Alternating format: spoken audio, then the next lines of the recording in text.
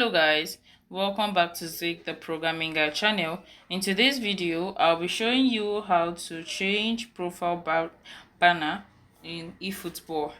So it's quite simple on how to change your banner in your eFootball app. So first thing, you make sure your eFootball is up to date, as it's updated. So you can just go to your Play Store, search for eFootball, and once you see an update, means you need to update the app. But if you don't see yours, just continue with the process. Right. So the first is actually to open up the app, and once you open up the app, you can see the home, shop, academy, and extras. So you click on the extras where you find your profile. So you click on your profile, and once you click on your profile, you can see the banner right here, this blue and yellow banner right here.